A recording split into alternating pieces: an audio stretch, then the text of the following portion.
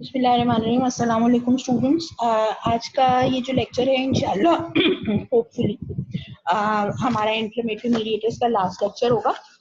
इसके अंदर आपको जैसे हम पिछली दो क्लासेस से जो है डिफरेंट मीडिएटर्स कर रहे हैं, उनका क्या रोल होता है, किस तरह से वो काम कर रहे होते हैं, तो यहाँ पे भी अभी हम जो एक और जो ग्रुप कर रहे हैं मीडिएटर्स का, वो है काइनिन्स का। ठीक है जी। Kinins are plasma derived proteins which are produced in the liver. They are present again in their pro form, यानी इनएक्टिव फॉर्म में ये मौजूद होते हैं जब तक कि इनकी जरूरत नहीं पड़ती है। ये अपना जो एक्टिवेशन का जो प्रोसेस है ये नहीं शुरू होता है इनके लिए। ठीक है जी। तो अब यहाँ पे मैं आपके साथ एक स्क्रीन शेयर कर रही हूँ, न्यू शेयर है, उसको देखते हैं, उसमें फिर हम किस तरह से इस मैकेनिज्म को पढ़ सकते हैं। अच्छा जी, यहाँ पे अब काफी सारे जो हैं आपके लास्ट जो हम लेक्चर्स हैं उनके हवाले से इसमें डिफरेंट किस्म के जो हमारे मीडिएटर्स हैं उनके बारे में हम बात कर चुके हैं। लास्ट जो हमने किया था वो कॉम्प्लीमेंट कैस्केड का जो है लेक्चर वो किया था सॉरी। अच्छा, अब जो नेक्स्ट जो हमारे पास जो मैकेनिज्म है, जैसे हमने बताया कि काइनिन प्रोटीन्स जो होते हैं जो कि पहले से मौजूद होते हैं सर्कुलेशन में अपनी प्रो फॉर्म में, उनको जो है वो उनका जो रोल है इन्फ्लेमेशन में वो चेक करेंगे। अच्छा, इसका जो एंड प्रोडक्ट है वो ब्रेडिकाइनिन है। ठीक है जी। लेकिन होता किस तरह से है कि आपके पास जो सर्कुलेटिंग फैक्टर 12 होता है,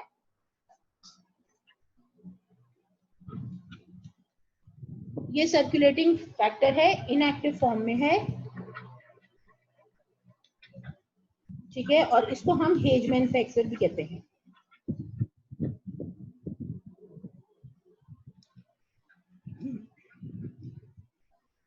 अच्छा, ये जो है एक्टिवेशन इसकी जो है वो अलग तरीके से यानी हम इसको ये नहीं कह सकते कि ये बेसिकली कोई जो प्रोटीन है वो उसको एक्टिवेट करता है। बेशक प्रोटीन ही एक्टिवेट करता है, लेकिन कोई सर्कुलेटिंग एंजाइम इसको एक्टिवेट नहीं करता। बेसिकली ये इंटरैक्ट करता है at the time of injury. ठीक है, ऐसे फॉर एग्जांपल ये ब्लड वेसल है, ब्लड वेसल की समझ लें कि यहाँ से इस जगह से इंजरी हो गई है। ठीक है, ये जो इंजरी हुई है इसके नतीजे में क्या हुआ कि ब्लड वेसल जो है वो रप्चर हो गई है। रप्चर होने के बाद यहाँ से ऑब्वियसली ब्लीडिंग हो रही है। ठीक है, लेकिन यहाँ पे एक बड़ा सा होल बन गया है। अब ये चूंकि सर्कुलेटरी प्रोटीन है तो क्या हो रहा है कि ब्लड में ऑब्वियसली डाइल्यूट डिसॉल्व फॉर्म में मौजूद है। अच्छा, अब आपको मालूम है ब्लड वेसल है, इसके सराउंडिंग में ऑब्वियसली कनेक्टिव टिश्यू होता है। ठीक है जी, ये इसका जो कनेक्टिव टिश्यू है, इस कनेक्टिव टिश्यू के अंदर और जो ब्लड वेसल होती है, अभी मैंने आपको पहले भी बताया था, गालिबन मुझे याद तो पड़ रहा है कि ये एक बेसमेंट मेम्ब्रेन होती है और बेसमेंट मेम्ब्रेन के ऊपर एपिथेलियल सेल्स इस तरह से अटैच्ड होते हैं। ठीक है, अब जब हम इन्फ्लेमेशन कर रहे थे तो हमने ये बात की थी कि सेल्स तो श्रिंक हो जाते हैं, लेकिन बेसमेंट मेम्ब्रेन के लिए उसके थ्रू पास होने के लिए WBCs, अगर आपको याद हो तो कोलेजनेज एंजाइम रिलीज करते हैं, जिसके नतीजे में बेसमेंट मेम्ब्रेन का छोटा सा पार्ट डिसॉल्व हो जाता है और WBCs उसमें से स्क्वीज आउट कर जाते हैं। तो एग्जैक्टली हम अभी जो बात कर रहे हैं वो कुछ इस तरह से है कि समझ लें कि ये ब्लड वेसल है और इसके अंदर क्या हुआ है कि आपकी जो एपिथेलियल सेल्स हैं वो हट गए हैं और बेसमेंट मेम्ब्रेन खुल गई है। ठीक है जी, बेसमेंट मेम्ब्रेन खुली है, साथ में इस जगह से जो है वो वेसल का रप्चर हो गया है और अंदर जो कोलेजन फाइबर्स मौजूद हैं वो भी खुल गए। अच्छा, अब होगा क्या कि ये जो सर्कुलेटिंग ब्लड है इसके जो चारों तरफ मौजूद है वो ऊपर से ऑब्वियसली गुजर रहा है। अब यहाँ पे क्या होगा कि ये ब्लड इस जगह पे भी जाएगा क्योंकि स्पेस बन रहा है, यहाँ से इधर टिश्यू के अंदर भी जाएगा। अब ये जो ब्लड यहाँ से मूव कर रहा है तो ये इन कांटेक्ट आएगा to the fibres of the connective tissue. ठीक है जी, fibres of connective tissue which are collagen fibres. ठीक है, और ऑब्वियसली जो मेम्ब्रेन बेसमेंट मेम्ब्रेन है इसके इंटरेक्शन में आएगा। जब यहाँ पे ये इन दो चीजों के इंटरेक्शन में फैक्टर 12 आता है तो ये एक्टिवेट हो जाता है। ठीक है जी, और ये एक्टिवेट होके किस चीज में कन्वर्ट हो जाता है? Factor 12 is converted into factor 12A। ठीक है जी। नाउ अब ये जो बेसिकली जो 12A है, इसका काम क्या है? हमारे सर्कुलेशन में एक और प्री फॉर्म में प्रोटीन मौजूद होता है जिसको हम कहते हैं प्री, नाम से ही जाहिर है ये प्री है, कैलिक्रीन। प्री कैलिक्रीन, ठीक है जी। ये एक्टिवेटेड फैक्टर 12 इसके ऊपर इंटरेक्ट करता है बिकॉज दिस इज एंजाइम, ठीक है जी। ये एंजाइम है, ये प्री कैलिक्रीन के ऊपर इंटरेक्ट करता है, प्री कैलिक्रीन को कन्वर्ट करता है इनटू कैलिक्रीन।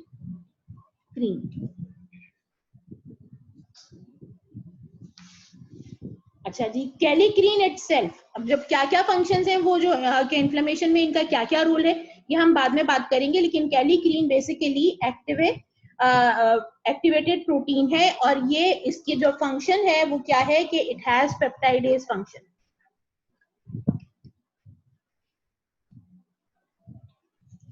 पेप्टाइडेज फंक्शन है, इसका मतलब क्या हुआ कि ये भी प्रोटीन है और प्रोटीन को डाइजेस्ट करने वाला एंजाइम है, ठीक है जी।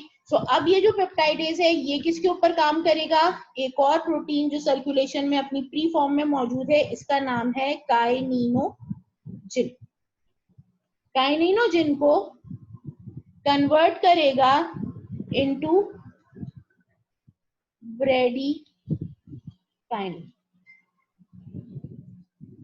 काइनिनोजिन इज अ प्लाज्मा ग्लाइकोप्रोटीन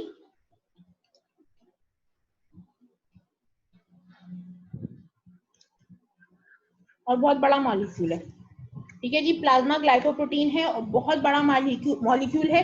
इसमें से 9 अमीनो एसिड का नोना पेप्टाइड सेपरेट आउट होता है जिसको आप ब्रेडिकाइनिन कह रहे हैं,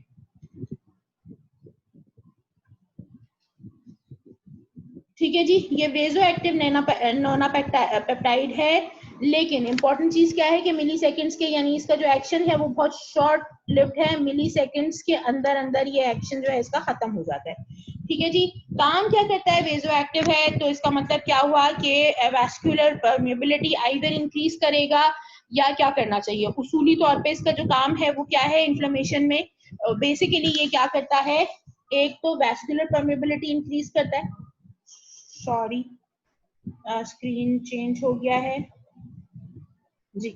तो इसका जो रोल है इन्फ्लेमेशन के अंदर, पहला रोल है इसका इंक्रीज वैस्कुलर परमिएबिलिटी। दूसरा काम ये करता है कि स्मूथ मसल्स की कॉन्ट्रैक्शन कराता है, और मेरा ख्याल है ये बताने की जरूरत नहीं है कि इस जगह पे किस कौन से स्मूथ मसल्स की कॉन्ट्रैक्शन की जरूरत है, ऑब्वियस सी बात है हम बात कर रहे हैं ब्लड वेसल्स की, ठीक है जी। इसके अलावा ये ब्लड वेसल्स की डायलिटेशन कराता है,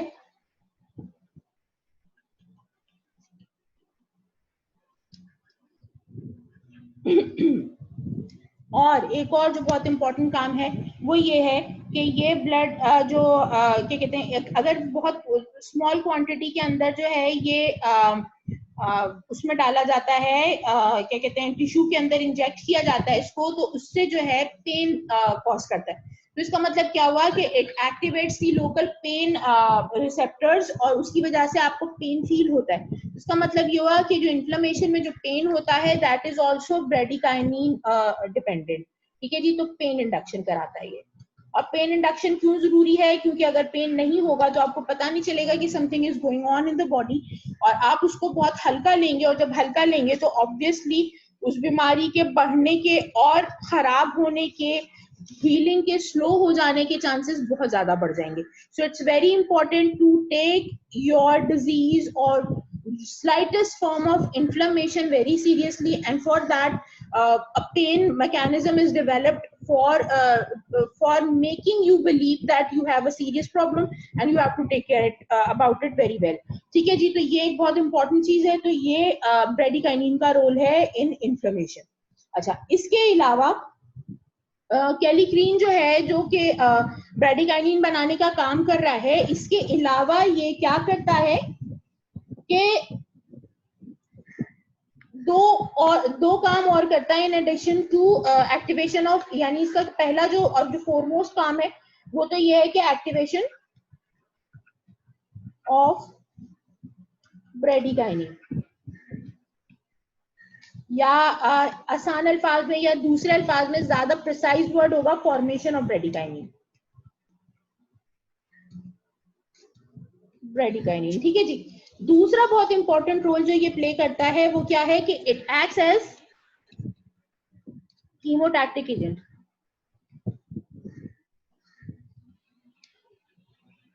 ठीक है, और तीसरा बहुत इंपॉर्टेंट काम ये करता है कि कॉम्प्लीमेंट कैस्केड हम पढ़ के बैठे हैं। कॉम्प्लीमेंट कैस्केड में अगर आपको याद हो, यहीं पे चूंकि मौजूद है तो हम इसको दोबारा से भी रिव्यू कर सकते हैं कि कॉम्प्लीमेंट कैस्केड में जो C5 वाला जो प्रोटीन था जिसको हमें एक्टिवेट करना पड़ रहा था, वो कैसे एक्टिवेट हो रहा था कि उसके लिए आपको C5 को के लिए आपको C5 कन्वर्टेज बनाना पड़ रहा था। C5 कन्वर्टेज से पहले C3 कन्वर्टेज बनना था। C3 कन्वर्टेज बनने के लिए बहुत सारे मल्टीपल मैकेनिज्म्स थे, वो होने के बाद जाके आपके पास C5 कन्वर्टेज आता है। फिर C5 जो है वो तो बेसिकली जो कैलीक्रीन है directly has the capability to convert C5 into C5b and C5a। ठीक है जी। तो C5a चूंकि कीमोटैक्टिक है और ऑक्सीजनाइजेशन में भी इंपॉर्टेंट है, सो directly converts C5 to C5a। ठीक है जी, ये तीन इसके रोल है इन्फ्लेमेशन के अंदर जो कैलीक्रीन के। इसी तरह से ब्रेडिकाइनिन का जो रोल है वो हम डिस्कस कर चुके हैं। तो this was the kinin pathway. अच्छा, इसके अलावा in addition to this kinin pathway we have another mechanism which really contributes a lot in the inflammatory mechanism, लेकिन बेसिकली ये बना उस काम के लिए नहीं है, that is your clotting cascade. ठीक है जी, ये भी बहुत इंपॉर्टेंट रोल प्ले कर रहा होता है आपका क्लॉटिंग मैकेनिज्म। किस तरह से होता है, पहले तो हम एक दफा क्लॉटिंग कैस्केड बना लेते हैं, फिर उसके बाद फिर हम बात करते हैं कि इसमें इन्फ्लेमेशन में इसका रोल किस जगह पर आ रहा है। सबसे पहले हम बात कर रहे हैं क्लॉटिंग कैस्केड। अच्छा, क्लॉटिंग कैस्केड में जैसा कि आपको मालूम है, आपने फर्स्ट ईयर में भी पढ़ा होगा ब्लड के अंदर कि इंट्रिंसिक पाथवे होता है और एक्सट्रिंसिक पाथवे होता है। ठीक है जी, जो इंट्रिंसिक पाथवे होता है वो मतलब काफी लंबा पाथवे होता है और स्टार्ट अगेन कहाँ से हो रहा है, हेजमैन फैक्टर से हो रहा है, that is factor 12। Factor 12 is converted into factor 12A by the process of what we talked about, the interaction with the broken blood vessel or with the interaction of the connective tissue collagen, जो कि हम अभी पीछे पढ़ के बैठे, बल्कि इसी फिगर में चले जाते हैं वापस। फैक्टर 12A इनएक्टिव जो है वो किस तरह से हो रहा था कि आपका जो कोलेजन फाइबर्स हैं या जो बेसमेंट मेम्ब्रेन है, अगर फैक्टर 12 इसके साथ इंटरेक्ट कर गया तो ये फैक्टर कन्वर्ट हो जाएगा into 12A। Now this 12A in addition to pre kallikrein conversion जो कर रहा है, इसके अलावा एक और जो ये फंक्शन परफॉर्म करता है, वो फंक्शन क्या है, ये 12A जो है in addition to this mechanism, हम इसको यहीं से कंटिन्यू करते हैं ताकि आपको एक इंटरेक्शन मिलता रहे इसमें। 12A का एक और जो एडिशनल रोल है वो क्या है कि it converts 11 factor 11 into 11A।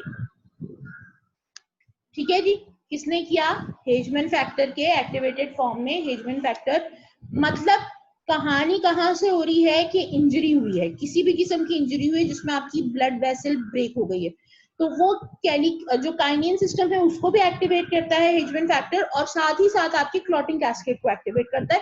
जाहिर सी बात है, ब्लड वेसल फटी है, थोड़ी बहुत ब्लीडिंग हुई होगी, तो उसको बंद करने के लिए, उस ब्लड लॉस को बंद करने के लिए जाहिर सी बात है अगर आपका क्लॉटिंग कैस्केड काम नहीं करेगा तो ब्लीडिंग तो होती रहेगी। तो इस चीज को खत्म करने के लिए आपका जो फैक्टर 12A है, जो कि हमारा activated 12A, that converts 11 into 11A।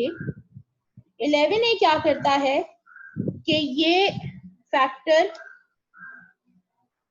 9 को कन्वर्ट करता है into 9A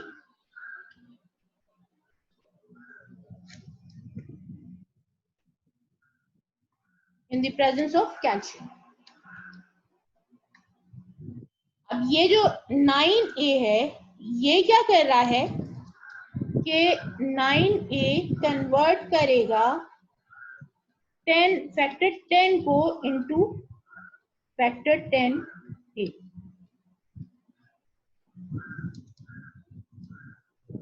in addition to this कि यहाँ पे फैक्टर 10A काम कर रहा है, को फैक्टर के तौर पे इसको चाहिए होता है फैक्टर 8 प्लस फॉस्फोलिपिड्स जो कि ऐड होते हैं और बनाते हैं फैक्टर 10A। ठीक है, ये जो पाथवे मैंने बात की कि जो इंटरनल इंजरी के नतीजे में फैक्टर 12A से 11, 11 से 9, 9 से 10, ये जो मैकेनिज्म है ये कहलाता है इंट्रिंसिक पाथवे।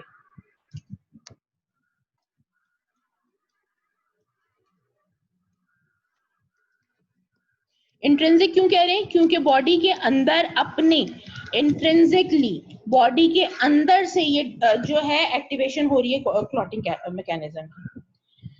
अच्छा जी, इसके बाद बड़ा ट्रॉमा हुआ है। ठीक है जी, उस बड़े ट्रॉमा के नतीजे में क्या होता है? बाहर का ट्रॉमा हुआ है, यानी समझ लें कि जी बाहर से इंजरी हुई है जिसके नतीजे में बड़ी ब्लड वेसल्स हैं वो रप्चर हुई हैं, टिश्यू रप्चर हुआ है, व्हाटएवर। तो आपका मतलब समझ लें कि ट्रॉमा हुआ है। That trauma will activate tissue thromboplastin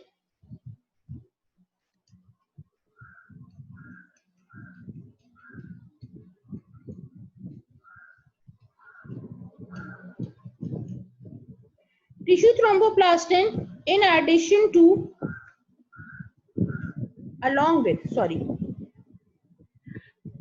tissue thromboplastin along with factor 7A and calcium and certain tissue factors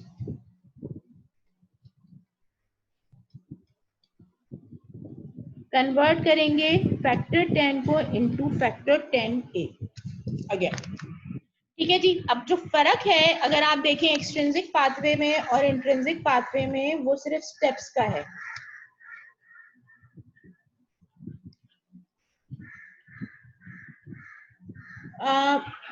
ज्यादातर चांसेस में जो इंटरनल इंजरी होती है वो इतनी मैसिव नहीं होती, जिसकी वजह से अगर 4-5 जो फैक्टर्स हैं उनके कन्वर्जन में जितना टाइम लगता है वो लग सकता है।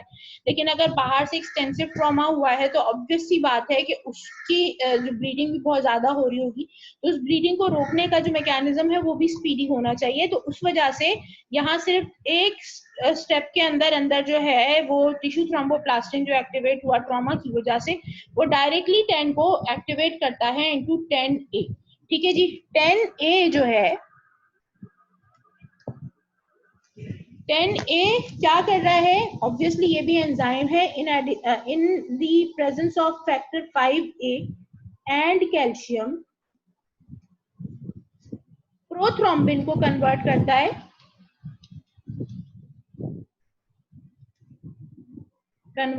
Into thrombin. यहां से जो फैक्टर 10 का जो पाथवे है यहां से मैकेनिज्म सेम हो जाता है। ये पूरा जो पाथवे है ये अब सेम डायरेक्शन में चलेगा। आगे जो भी स्टार्टिंग मैकेनिज्म था वो जैसा भी था, एक्टिवेशन में जितने स्टेप्स भी हुए हैं, 10A जो है वो कंबाइंड स्टेप है और उसके बाद से आगे जो कुछ भी होता है वो कंबाइन होता है। ठीक है जी, थ्रोम्बिन जो है ये क्या करता है? थ्रोम्बिन जो है वो एक प्रोटीन एंजाइम है और has the capabilities of proteolytic action, यानी प्रोटीन को ब्रेक करता है। तो ये क्या करता है? एक बहुत बड़ा प्रोटीन होता है जिसको हम फिब्रिनोजिन कहते हैं। फिब्रिनोजिन को कन्वर्ट करता है इनटू फिब्रिन। ठीक है जी, अब ये जो फिब्रिन है ये सिंगल मोनोमेरिक यूनिट है। जैसे ही फिब्रिन बनता है it has the capability of polymerization, auto polymerization. ये मैकेनिज्म फिब्रिन बनाता चला जाता है और ये फिब्रिन की पॉलीमराइजेशन ऑटोमेटिक है, प्रोसेस है, और ये फिब्रिन की पॉलीमराइजेशन होती चली जाती है to form cross linked fibrin threads बनते हैं। This is a fibrin thread.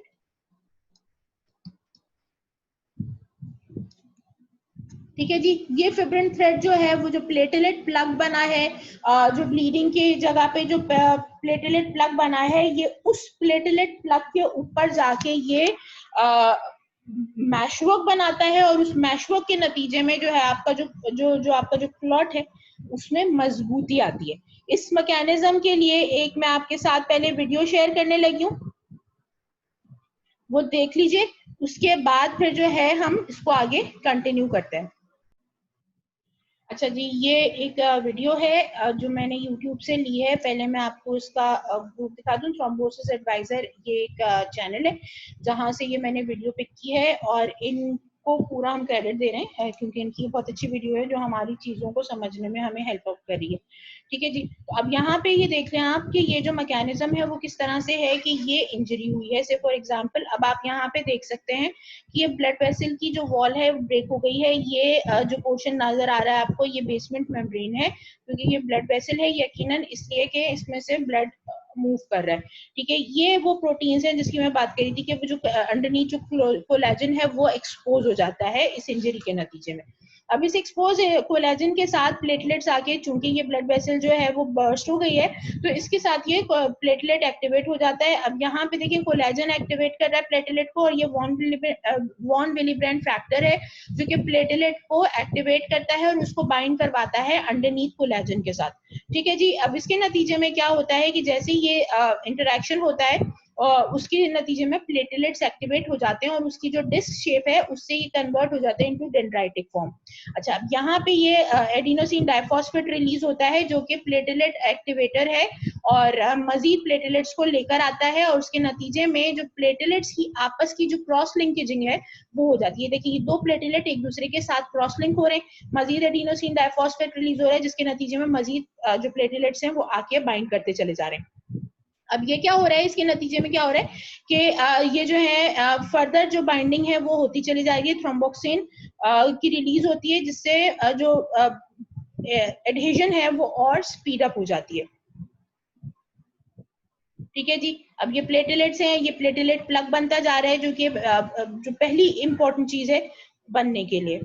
अच्छा, इसके बाद फिर क्या होता है कि ये प्लेटलेट्स के सरफेस पे ही थ्रोम्बिन बनता है जो कि आपका जो क्लॉटिंग कैस्केड था जिसकी हमने अभी बात की थी, कोगुलेशन कैस्केड, थ्रोम्बिन बनता है, और थ्रोम्बिन बनने के बाद ये जो फाइबर्स बन रहे हैं, ये आप देखें, ये फिब्रिन के जो है मोनोमर्स आपस में जुड़ के फिब्रिन थ्रेड्स बना रहे हैं जो कि आपके जो प्लग है, प्लेटलेट प्लग है, उसको मजबूत करता जाएगा और आपका क्लॉट जो है वो मजबूत होता चला जाएगा। अगर ये चीज नहीं होगी तो आपका क्लॉट हर मर्तबा जो है वीक होकर टूटता चला जाएगा।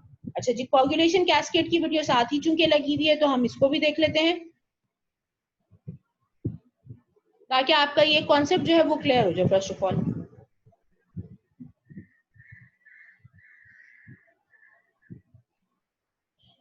किसी भी किस्म की ब्लीडिंग के नतीजे में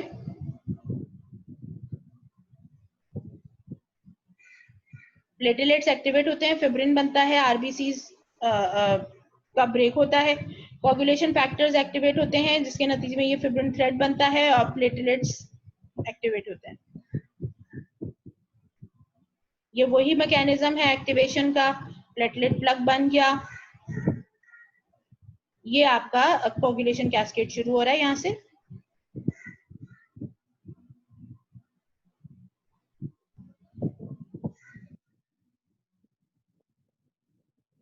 फैक्टर 10A, ठीक है जी, ये एक्टिवेट हो गया है, प्रोथ्रोम्बिन के साथ बाइंड करेगा, थ्रोम्बिन बनाता जाएगा,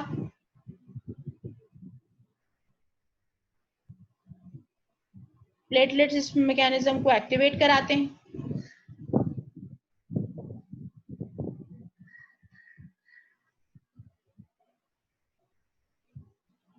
फिब्रिनोजिन को एक्टिवेट किया, और ये अब देखें इनकी पॉलीमराइजेशन शुरू हो गई है और ये फिब्रिन थ्रेड बनता चला जा रहा है, और इस तरह से ब्लड क्लॉट जो है वो बड़ा होता चला जाता है। अगर ये प्रोसेस जो है वो इंजरी के टाइम पे हो रहा है कि वेसल में इंजरी हुई है उस टाइम पे ये प्रोसेस हो रहा है, ऑब्वियसली ये अच्छी बात है, ये आपकी ब्लीडिंग को स्टॉप करेगा। लेकिन अगर ब्लीडिंग नहीं हो रही है, ऐसे ये प्रॉब्लम शुरू हो गई है, तो ये फिर क्या करेगा, थ्रोम्बोसिस करेगा, जो कि आपकी बॉडी के लिए नुकसानदेह प्रोसेस हो सकता है। थ्रोम्बोसिस कराएगा, एम्बोलिज्म कराएगा, जो कि आपकी बॉडी के लिए एक अच्छा खासा हैजार्डस किस्म का मैकेनिज्म हो जाता है।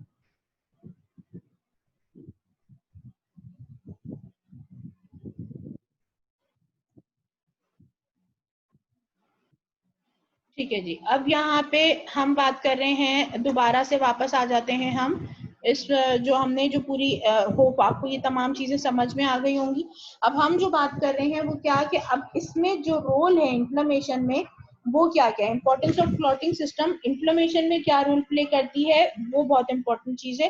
कि आपके पास जो फैक्टर 10A जो एक्टिवेट हुआ है, जिसने आगे पाथवे को पूरे को कवर करना है, वो क्या कर रहा है कि in addition to doing its required action, कि फिब्रिन का थ्रेड बनाना, फिब्रिन की प्रोटियोलिसिस मतलब प्रोपगेशन करना, पॉलीमराइजेशन करना, इसके अलावा ये एक जो दो और काम करता है, वो क्या करता है कि इंक्रीज वैस्कुलर परमिबिलिटी में कंट्रीब्यूट करता है, और ल्यूकोसाइट एक्सुडेशन का जो प्रोसेस है वो 10A उसके अंदर भी बहुत ज्यादा इंपॉर्टेंटली कंट्रीब्यूट करता है।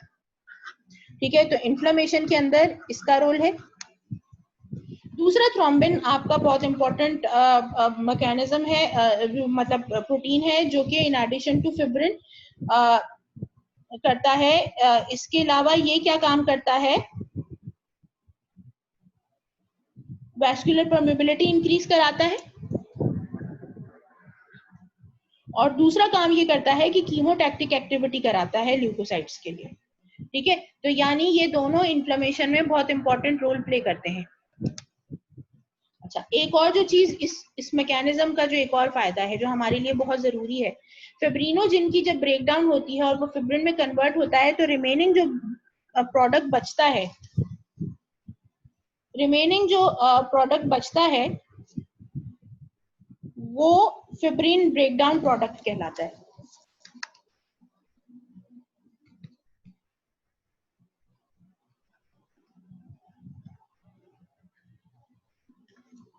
ठीक है जी, ये जो फिब्रिन ब्रेकडाउन प्रोडक्ट है,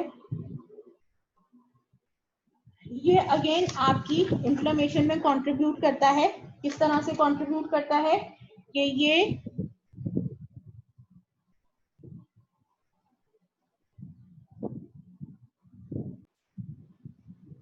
वैस्कुलर परमेबिलिटी इंक्रीज करता है, और फिर कीमोटैक्टिक एक्टिविटी शो करता है। थ्रोम्बिन एक नया पेज शेयर कर रही हूँ मैं आपके साथ, और इसमें से मैं आपको बताती हूँ कि थ्रोम्बिन की एडिशनल एक्टिविटीज क्या हैं। जो एक तो इसने जो फिब्रिन ब्रेकडाउन प्रोडक्ट्स जो बनाए, उससे हमने देखा कि वैस्कुलर परमेबिलिटी हो रही है और कीमोटैक्टिक एक्टिविटी हो रही है। इसके अलावा यहाँ पे ये देखिए, आपकी बुक में ये पेज मौजूद होगा, पेज 115 है आई गेस, देख लीजिएगा कि एक तो कन्वर्जन कर रहा है। जो थ्रोम्बिन का जो रोल है बेसिकली इन्फ्लेमेशन में, वो क्या क्या है कि फिब्रिन फॉर्म करता है।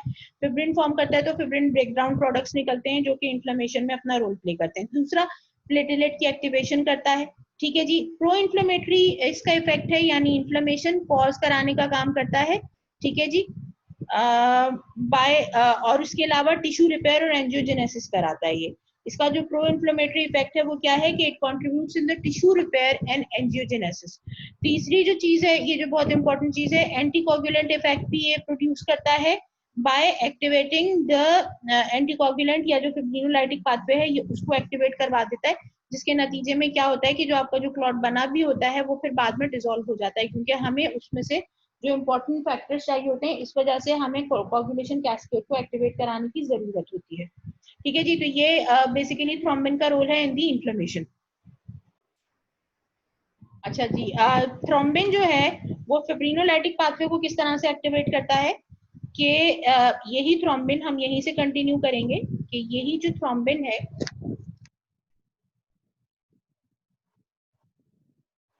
ये क्या करता है, कि ये अंडर द इन्फ्लुएंस ऑफ थ्रोम्बोमोड्यूलिन,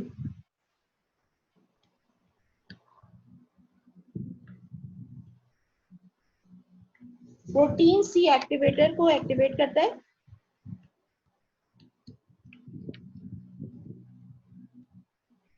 और ये प्रोटीन सी एक्टिवेटर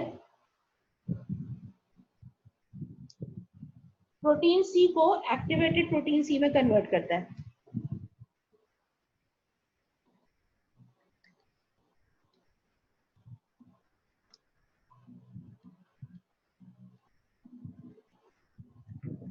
प्रोटीन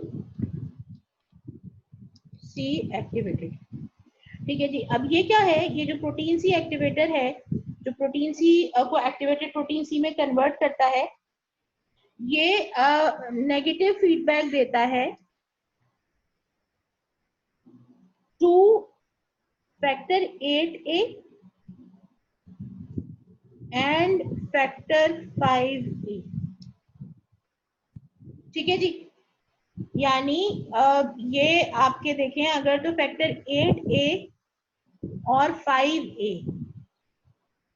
ये क्या कर रहे हैं, फैक्टर 8A जो है वो 10A में कन्वर्जन कर रहा था, ठीक है जी। और 5A कहाँ चला गया, 5A भी यहीं कहीं था, ये रहा। 5A 10A को कन्वर्ट करता है, 10A को जो है वो हेल्प करता है for conversion of prothrombin into thrombin, ठीक है जी। यहाँ पे देख लें, ये दो को मैं मार्क कर रही हूँ डिफरेंट कलर से ताकि आपको याद रहे, ये वाला 5A जो कि इस मैकेनिज्म को देख रहा है, और 8A जो कि 10 को 10A में कन्वर्ट कर रहा है, और ये 10A की फर्दर प्रोसेस 5A की हेल्प से हो रही होती है। तो इन दोनों को नेगेटिव फीडबैक मिलता है बाय प्रोटीन सी एक्टिवेटेड, ठीक है। इन एडिशन टू दिस ये एक और भी काम करता है प्रोटीन सी एक्टिवेटेड, कि ये टिश्यू प्लाज्मिनोजेन एक्टिवेटर को एक्टिवेट करता है। सॉरी, ये कुछ गड़बड़ हो गई है, एक मिनट।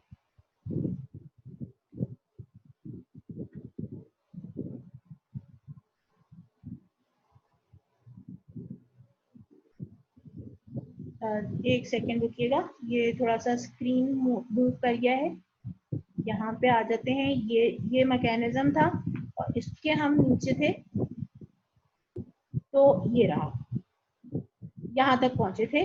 टिश्यू प्लाज्मिनोजेन एक्टिवेटर जो है वो एक्टिवेट होता है विद द हेल्प ऑफ, यानी प्रोटीन सी 3 काम कर रहा है, एक ये किया, एक ये किया, और एक्टिवेटेड प्रोटीन सी ने तीसरा काम ये किया।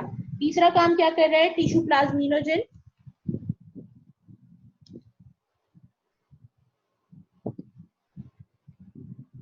एक्टिवेटर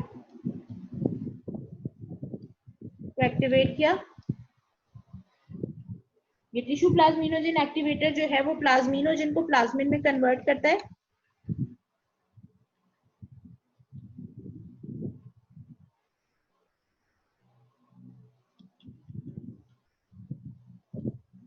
प्लाज्मिनोजेन को प्लाज्मिन में कन्वर्ट करता है। ये प्लाज्मिन जो है इसका रोल किधर आ रहा है, ये थोड़ा सा इसको मैं छोटा करती हूँ ताकि आपको जरा बेहतर तरीके से एक ही जगह पे नजर आ जाए। ये प्लाज्मिनोजेन बेसिकली आपके फिब्रिन स्ट्रैंड्स को जाके एक्टिवेट करता है, मतलब फिब्रिन स्ट्रैंड्स पे जाके काम करता है और क्या कराता है, लाइसिस ऑफ फिब्रिन, ठीक है। यानी जब क्लॉट काम कर चुका, क्लॉट ने अपना काम कर लिया, ब्लीडिंग रुक गई और जो आपका जो टिश्यू है वो हील हो गया, तो उसके बाद अगर ये फिब्रिन थ्रेड्स मौजूद रहेंगे तो ये मजीद आरबीसीज को और प्लेटलेट्स को एक्टिवेट करते रहेंगे। तो अल्लाह ताला ने ये मैकेनिज्म बनाया कि as soon as homeostasis is maintain, उसके बाद क्या होता है कि फिब्रिन जो है उसकी लाइसिस हो जाती है। अब जो फिब्रिन की जो लाइसिस होती है उसके नतीजे में क्या होता है, उसके नतीजे में ये होता है कि आपके लाइसिस के नतीजे में फिब्रिन ब्रेकडाउन प्रोडक्ट्स बनती हैं।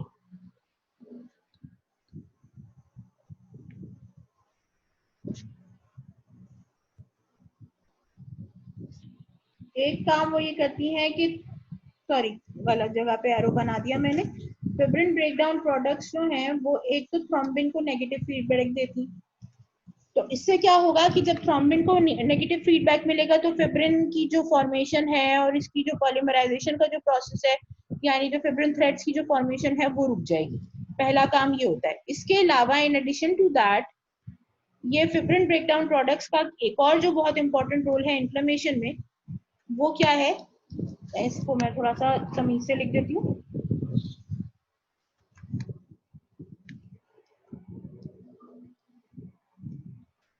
फिब्रिन ब्रेक डाउन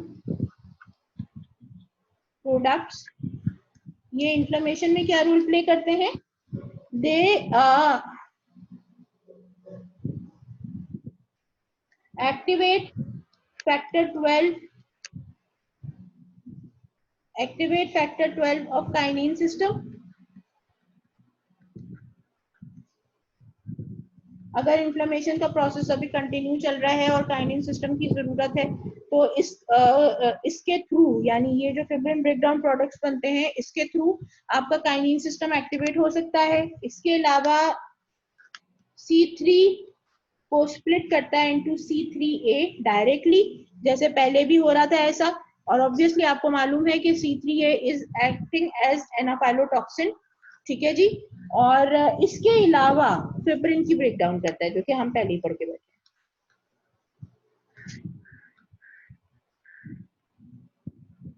इन्फ्लेमेशन होते हुए अगर फिब्रिन थ्रेड्स और क्लॉट बहुत ज्यादा हो, तो इन्फ्लेमेशन के अंदर बहुत ज्यादा कंट्रीब्यूट करता है, और उसके नतीजे में जो डिजीज प्रोसेस होती है वो अच्छी खासी कन्वर्ट हो जाती है into different kind of diseases, जो कि लाइफ थ्रेटनिंग सिचुएशन में भी जा सकती हैं। स्ट्रोक हो सकता है, MI के भी चांसेस हो सकते हैं। तो इन चीजों से बचने का एक ही तरीका है कि आप जो भी एक्स्ट्रा जो फिब्रिन बनी है, जो कि आपको जरूरत थी at the time of inflammation, उसको फिर हर सूरत में ब्रेक डाउन करके उसको खत्म करना जरूरी है, क्योंकि अगर वो खत्म नहीं होगा तो आपकी बॉडी के लिए बहुत लाइफ थ्रेटनिंग सिचुएशन हो सकती है। तो विद दिस, अच्छा, इसके अलावा 2 से 3 दफा मैं फेट की बात कर चुकी हूँ, क्योंकि ये तमाम चीजें होने के बाद जब इन्फ्लेमेशन हो जाती है, तो इन्फ्लेमेशन का जो फेट है वो क्या रहता है कि ईदर रेजोल्यूशन होती है, या फिर जो है वो रिपेयर होता है, या तीसरी चीज क्या है कि कंटिन्यूएशन इनटू क्रॉनिक इन्फ्लेमेशन। सो जो रिपेयर का जो प्रोसेस है वो अभी हम बाद में पढ़ेंगे। पहले क्रॉनिक इन्फ्लेमेशन डिस्कस करेंगे, और उसके बाद फिर किस तरह से रिपेयर होती है उसको पढ़ेंगे अगली नेक्स्ट क्लासेस के अंदर। तो होप आपको ये तमाम चीजें समझ में आ गई होंगी। कोई प्रॉब्लम हो तो मुझसे पूछ सकते हैं। So for now this is it. Thank you so much. Allah Hafiz.